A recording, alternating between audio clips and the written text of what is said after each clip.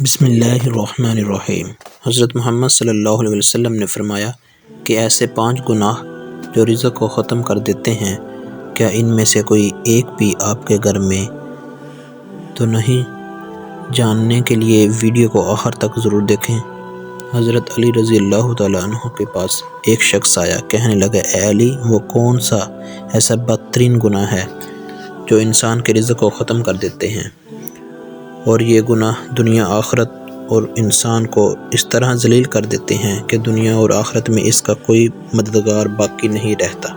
یہ سن کر حضرت سیدنا علی رضی اللہ تعالیٰ عنہ نے فرمایا، اے شخص، اللہ کے رسول نے فرمایا ہے 5 گناہ ایسے ہیں جن کے کرنے پر انسان دنیا و آخرت میں تباہ و برباد ہو جاتا ہے۔ 5 گناہ ایسے خطرناک گناہ ہیں جن گناہوں کے کرنے سے انسان دنیا میں بے سکون رہ جاتا ہے، اس کے سکون کا جنازہ نکل جاتا ہے، دکھ عروج پر آ جاتا ہے۔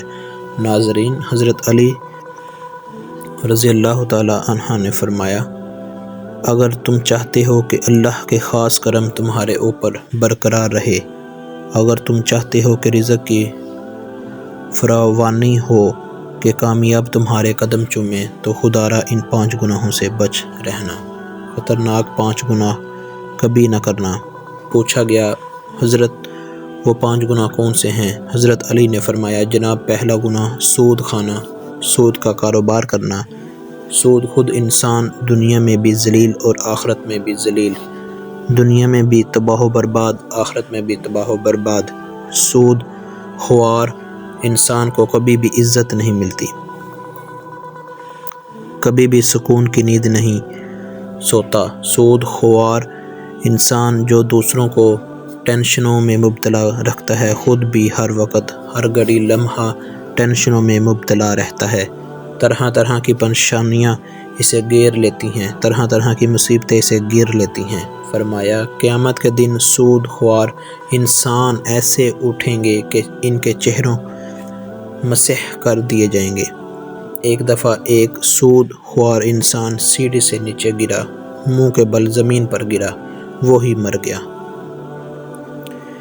بیٹا کئی روز تک باپ کا غم مناتا رہا۔ ایک رات بیٹے نے باپ کو خواب میں دیکھا، دیکھ کر پوچھا، ابا تیرے ساتھ کیا معاملہ ہوا؟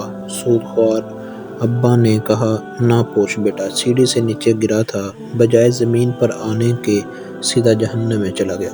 حضرت شیخ سعدی رحمۃ اللہ فرماتے ہیں کہ میں نے نیا مکان خریدا تھا، مکان کی تلاش میں تھا، اتنے میں ایک سود خوار میرے پاس آیا، مجھے کہنے لگا، یہ مکان خرید لو، عمدہ مکان ہے، اس میں کوئی عیب نہیں، اچھا مکان ہے، میں آپ کا ہمسایہ ہوں، اس محلے کا رہنے والا ہوں۔ سود خوار انسان مجھے کہنے لگا، میں آپ کا ہمسایہ بن جاؤں گا، یہ مکان بڑا ہی عمدہ مکان ہے، اس میں کوئی عیب نہیں۔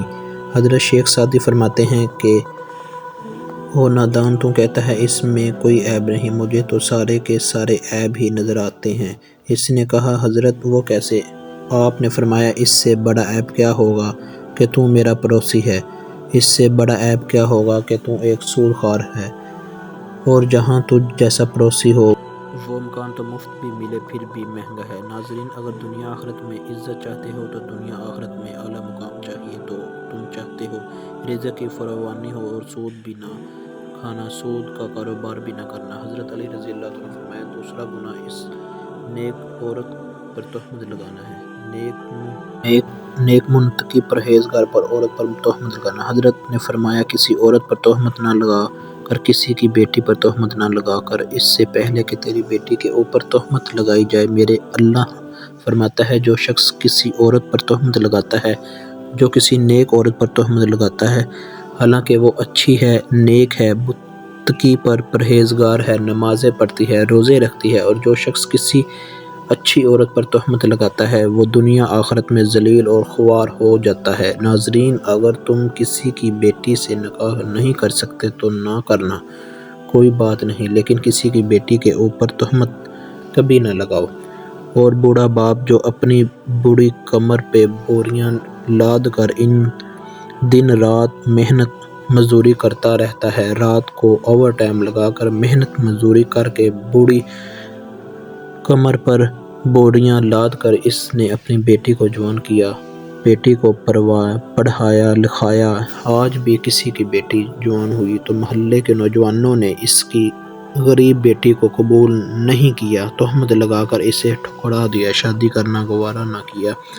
اس لیے ان کے پاس جہیز نہیں، ایک تو تم نے نکاح نہیں کیا، دوسرا اس پر تہمت نہ لگاؤ۔ فرمایا اگر تم چاہتے ہو کہ دنیا آخرت میں تمہیں عزت ملے، مقام ملے، خوشحالی ملے تو کسی نیک عورت پر تہمت نہ لگاؤ۔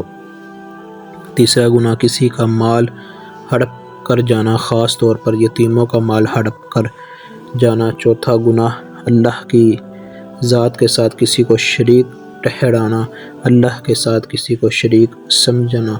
یہ ایک ایسا گناہ ہے کہ اتنا بڑا گناہ ہے کہ اللہ تعالیٰ چاہے تو ہر گناہ معاف کر دے گا، چھوٹے بڑا گناہ معاف کر دے گا، مگر یہ شرک کرنے والا گناہ اتنا بڑا گناہ ہے کہ اللہ تعالیٰ کسی کو معاف نہیں کرے گا۔ حضرت سیدنا علی رضی اللہ تعالیٰ عنہ نے فرمایا، پانچواں خطرناک گناہ یہ ہے کہ ناظرین دل کے کانوں سے سنیں گے۔ پانچواں گناہ کسی کے اوپر جادو کرنا، جادوگر شخص کے گھر کا حرام کھانا، اس کے گھر کی ہر چیز حرام۔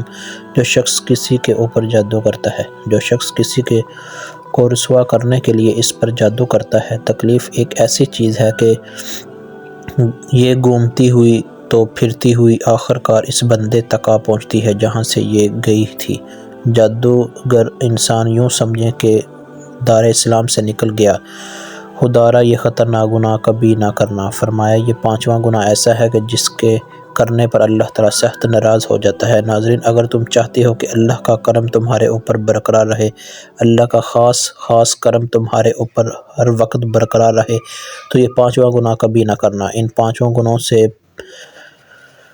پرہیز کرنا، بچے رہنا، انشاءاللہ تمہاری دنیا میں عزت ملے گی، مقام ملے گا، تمہیں دنیا میں مرتبہ بھی ملے گا، تم دنیا میں کامیاب بھی ہو جاؤ گے، رزق کی فراوانی ہوگی، خوشحالی ہوگی، کامیاب تمہارے قدم چومیں گے۔ اللہ تعالیٰ سے دعا ہے کہ اللہ تعالیٰ ہمیں صراط مستقیم پر چلنے کی توفیق عطا فرمائے، اللہ تعالیٰ ہمیں حق سچ بولنے کی توفیق عطا فرمائے، آمین۔ ناظرین اللہ کے 99 ناموں سے کوئی ایک نام کمنٹ باکس میں ضرور ٹائپ کریں۔